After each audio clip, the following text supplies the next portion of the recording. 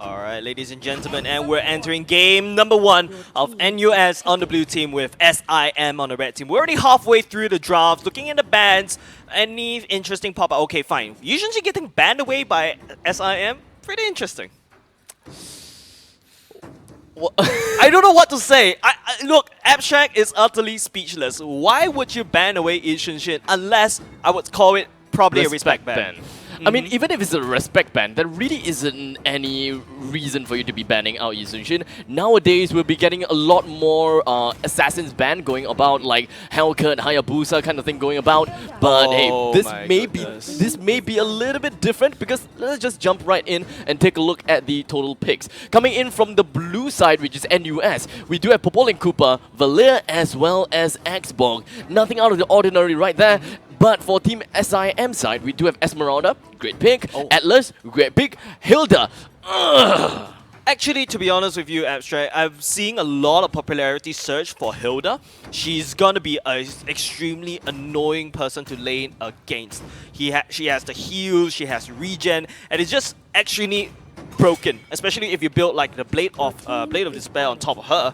Her ultimate deals a truck ton of damage. So looking into that sort of play. However, let's look at the bans once again. We're looking at the Lancelot ban away, and Hayabusa, like what you said, banning away these mobile assassins is crucial in keeping your core alive. However, NUS already revealing their core in a sense, showing off their Popol and Koopa unless they're using their Popol and Koopa as a support.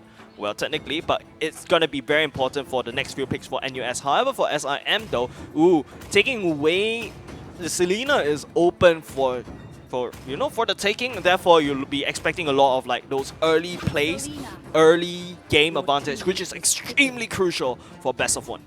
Right, so at this moment of time, SIM, they have the support that's already been locked in. One fighter, one tank, as well as another fighter. So all they have to do right now is to pick out who is going to be their hyper carry. At this point of time, everyone knows that the hyper carry meta is pretty much the one that propels everyone, all the team forward.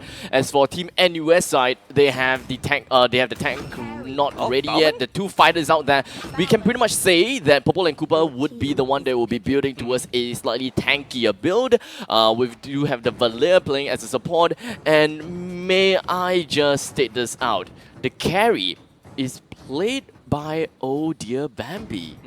And for those people in the Singaporean scene, you can pretty much know who is Oh Dear Bambi, the well-famed and of course the famous Oh Dear Bambi that used to be on EVO's Esports Singapore, which unfortunately is not part of EVO's Esports anymore. But regardless of that, Oh Dear Bambi is by far one of the strongest players that I've seen, well, in my career in Mobile Legends. So, at least in Singapore, that is. So, I would be having a lot of expectations coming in from NUS. Let's hope to see how SIM is going to play this through with their Hilda, as well as Bruno, which is pretty much A-okay. But I'm still, still kind of on the fence regarding Hilda. Hilda, yes, you may say that, oh, you build up the Blade of Destruction, Blade of Despair is really good on Hilda. But if you think about it, if you make the if you put the Blade of Despair onto Cho, it's pretty scary as well. So any teams, any players, any fighters that builds up the right items, the itemizations is pretty much A-okay, then you will start to see them going all havoc. And at this point of time, the most of the meta picks would very likely be Jawhead, which we are not seeing now. Yeah, so usually we'll be expecting something like a Jawhead, but instead they're going to go ahead with a Hilda.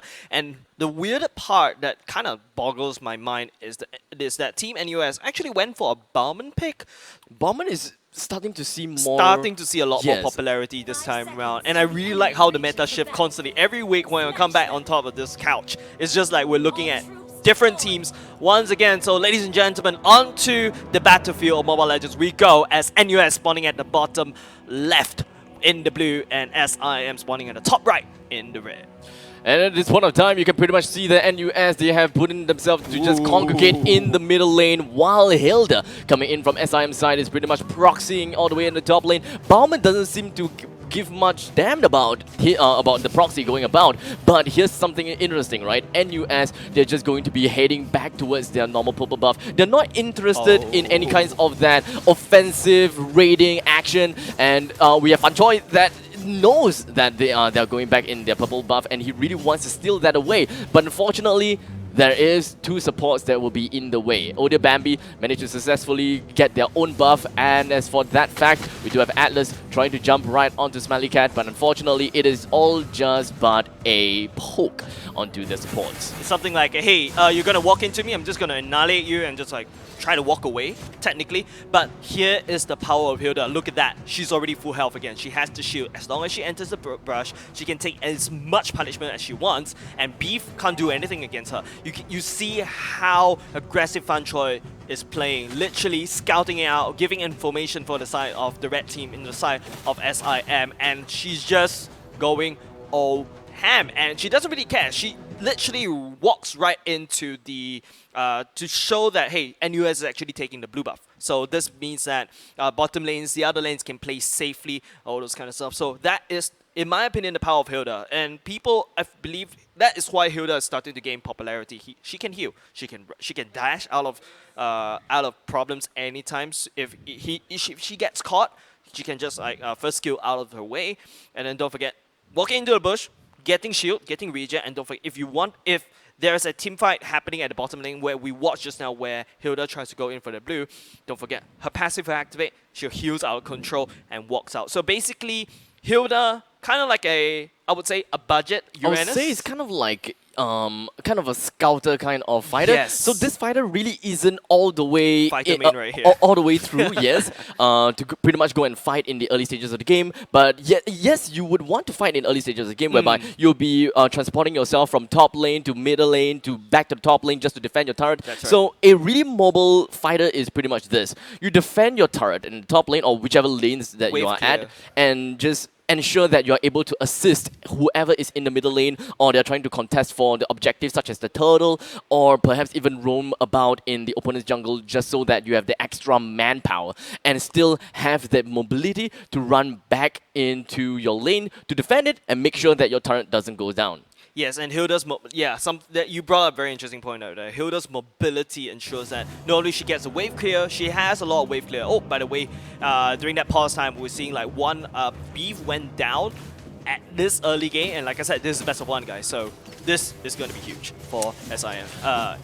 Yep, with Bauman down, they do have the control of the top lane. It doesn't seem like they are going to be pushing down to the top lane that much, or even trying to push Bauman away from his territory in the top lane. But for now, Hilda is just going to be sticking about in the top lane. And like I said, the mobility between top lane and middle at lane, exactly what he's doing. Sanic. But here we have the thing that is about to happen real quick here. As I'm just going to be immediately jumping in, but unfortunately the Fatal Lynx is not going to be grasping every single one of the players from NUS. Fortunately, they did manage to get a kill onto Valir, further amplifying all the damage onto the Purple and Koopa, which is going to be the next person in line. Mungo, as well as Odia Bambi, still finds himself in a safe sanctuary inside of their turret's range. The rest of SIM members does not find themselves any more kills following after that. Yep, so that point just now, you can see most of these spells are down. They're on the side of NUS, they packed a lot of Purify just to counter that Atlas. And don't forget, there's a lot of lockdowns coming out from SIM. They've got the ultimate coming out from Esmeralda. They've got a Fatal Lynx, of course, the legendary Fatal Lynx. They have the Waka Waka with the Absol Arrow, Fan Choi with the ultimate of Hilda as well, and then Bruno. That is a scary ton amount of lockdown coming out from SIM. However, for NUS though, what is the lockdown coming out? And speaking of which, KU. Ooh, No Last problems. Insanity. Alright, Last No Insanity problems. will be used to pop to get out of there. But look at that. We saw Hilda rushing from top all the way to mid. Then suddenly at the bottom lane team fight early on just now, we saw that Hilda just literally rush straight in. Hilda is just exerting dominance all over the map. I would really like to see how this Hilda is going to play this out for the entirety of the game. But in the meantime, it does seem like SIM, they want to put a little bit more dominance towards the middle lane and the top lane just so that they have the control over the 50 line whereby there is a turtle, because the turtle is going to be the next objective that they will be looking out for. Fan Choi, which is now under siege by a couple of NUS players, but it doesn't seem like he's going down anytime soon. With the small amount of shields that he has on his health points, as well as the fact that we do have a Fatal Lynx coming in from Atlas, immediately pulling in two members in and just getting the Valir kill almost instantaneously. But unfortunately, no double kills. But hey, they don't have to be too greedy about that. As long as they're able to bring one person down, it pretty much shows that they have the dominance over at the top lane, which will allow them to further up their lead in terms of goal advantage as well as EXP advantage once they pick up the turtle. And look at that, Fanchoi just immediately proxying right there. He doesn't care. Yeah, he doesn't really care. What can Bauman do? Bauman, whenever you try to chip down Hilda, all Hilda has to do is just run away, get into bush, and heal up. Look at that, she's already back to full health, and whoops, with the ultimate, gonna be able to take down Smelly Cat in just one fell swoop with the help of a little bit of Waka Waka coming in with the Absol Arrow. Look at Beef, the counter coming out, but nothing's gonna be able to be done coming up from NUS. SIM walking around NUS team as Audio Bambi desperately tries to scavenge up as much gold as possible. I think all eyes have to be on top of Audio Bambi because don't forget, SIM, they drafted for a lot more of tanky pick. They have the Esmeralda, who can be potentially tanky. They have the Atlas. They have the Hilda, who's also going to be building into quite some sort of health. But then again, NUS, there is no lockdown. Where is the lockdown? Yes, fine, over there can lock down, but it's just harder for NUS to lock anyone down. And here we have the last insanity coming in from Mungo, not going to be blasting anyone into oblivion just yet. Waka Waka is going to be the first one going down from that initial team fight. Here comes Van Choi coming in to back his teammates up with the Purple and Kuba coming in and going down almost immediately. Mungo as well as Beef, their HP is all the way down low, sliver of health, but they will be pretty much A-okay as SIM immediately backs themselves away just to make sure that they don't overestimate themselves, or rather they don't overexert themselves in any kinds of control over here. They're trying to get the purple buff as soon as possible. Audio Bambi is pretty much A-okay. Fan Choi really trying to get the steal away of the purple buff, but that is pretty much a big no. NUS versus SIM. If you think about it, SIM is doing really well in terms of their goal. Currently with 17.7 thousand, while NUS is looking at 15.4 thousand.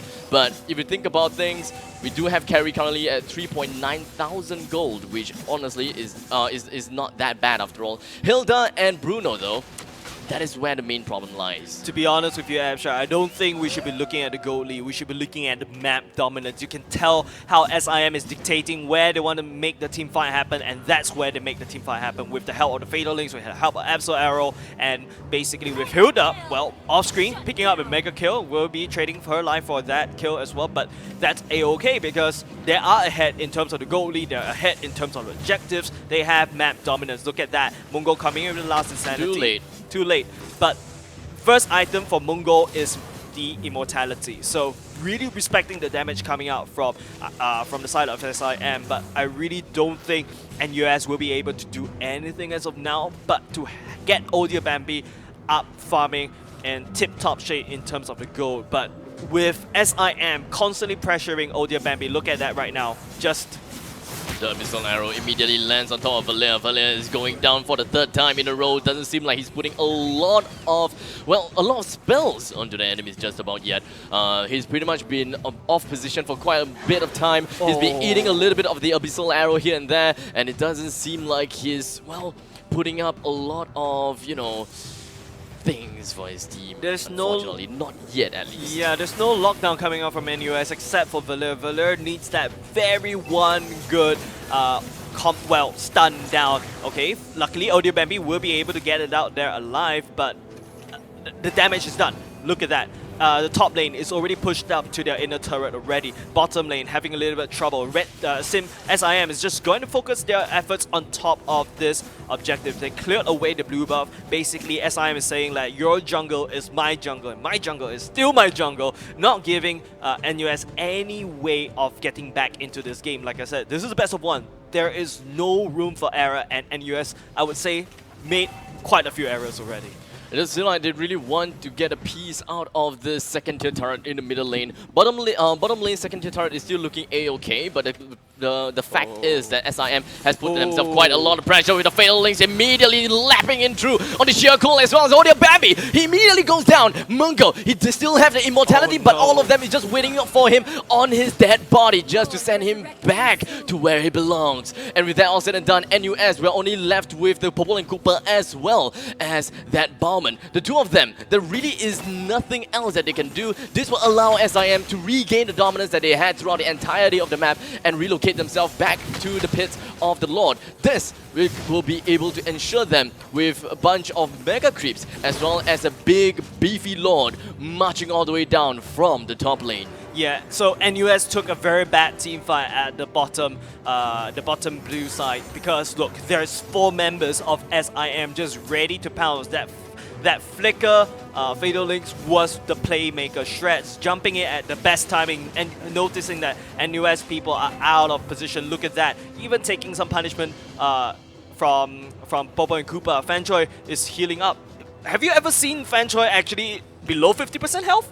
Not that I remember. I mean, there's only once whereby he died. When he got killed. Yeah, I mean, that was kind of like a trade between Beef as well as Fan Choi. So, well, that I can't really talk about it too much. But in this meantime, it does, we do have the Falling Salmon coming in from the Esmeralda, locking down on the Beef, but will get himself away. Doesn't want to play too complacently and lose his life over a meager kill. And now, the last Insanity coming in from Mungo is just going to put himself in a really bad position while the Lord is just going to be hammering down in the top lane. The rest of SIM members just going to take this opportunity to bring down the tower in the bottom lane. The second tier tower is pretty much the thing that they will be looking out for.